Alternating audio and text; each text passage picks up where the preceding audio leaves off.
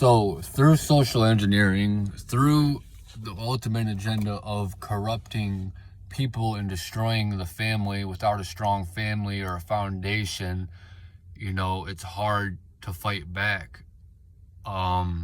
Just like it's harder to control people in groups versus getting them away from the group and targeting them individually.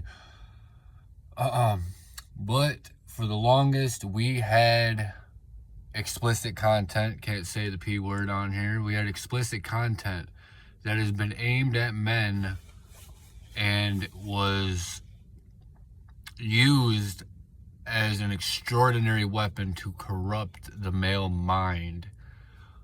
Extraordinarily powerful and a family killer for sure. I mean, you just think about the guy with his wife and kid, and the kid's, getting tired. She's laying on her mom, and guy sneaks off to the computer to watch the P word or what. That's detrimental to a family, that within itself, let alone all the lonely, isolated guys that are out here watching it to fill a hole, or because they don't understand that it's having a serious effect on them and they're just naturally drawn to it. Because honestly, if there was no consequences, there'd be no reason not to watch it. Your whole DNA biology is like, oh yeah, I want to see that and I want to, submerge in that. And it's like crack cocaine to the male brain, especially you think about hitting puberty, you're 11, you're 12, all these little kids are seeking that out, and it's so available, and these people should be in prison who allow this to just be so easily accessible on the internet for these young people. It is a crime. It is a crime, and it's a crime because it's done on purpose.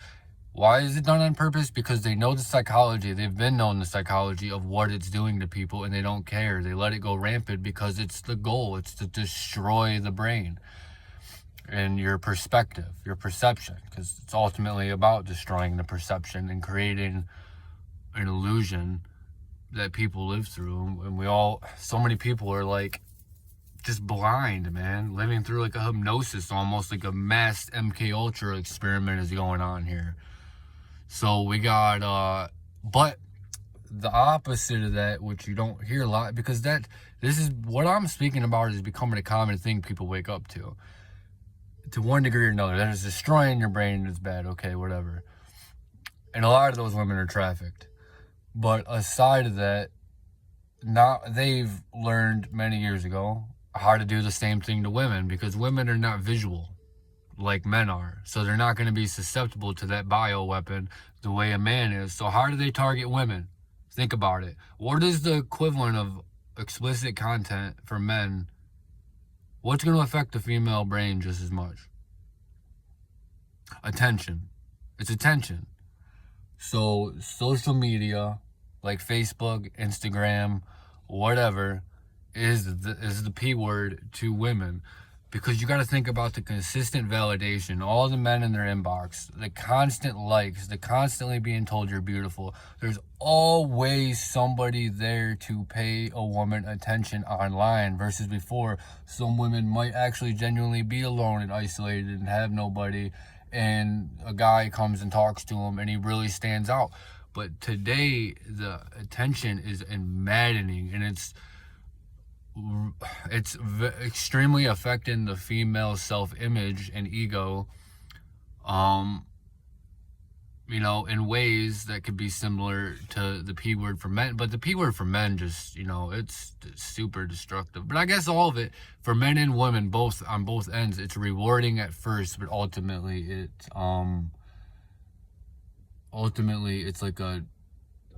just destroys you in one way or another. Women get older and older. They have less and less options. Creeper men hit on them. And men, the P is, it's super great, until, I'm 25 and I don't have a girlfriend. Maybe all those years of watching the P word is part of the reason. Because I filled that gap it was almost like tricking your brain to think you had something you didn't. Which you need an actual genuine connection with people, which we're having less and less of every day. And then a lot of these women are less interested in these guys because of their perceived options, or the fact that they're getting that dopamine, that constant hit of attention, and they don't really, a lot of them don't really understand or think to settle down and think the grass is greener on the other side, because they have all these options. And these young women don't understand that that doesn't last. And ultimately, dude, I can't stress it enough. It's about destroying the family. It's about destroying everything. Because there's a small elitist amount of people that are trying and succeeding to control the population in the world, and probably ultimately eliminate us through our own stupidity and us being under hypnosis and practically killing ourselves, to the point that they're the only ones remaining. And it's not a conspiracy. And man, it's so many trigger words. It's so hard to talk about this stuff on this dang streaming app. So many words. I'm sure I've said 100 words I can't even say. But it goes deep, man. And it's critical thinking skills is what I have. Intelligence and introversion, and I have critical thinking skills. I'm an intellect. And people like me are called crazy. We are gaslighted by all definition and called conspiracy theorists. I can't say who invented the word conspiracy theorist, but it was invented by a group of people that was ultimately used to control the critical thinking mass, and gaslighting them into think, they're crazy. Oh yeah, they're the crazy ones. When actually the critical thinking ones, the ones that can logically break things down, are the smartest ones.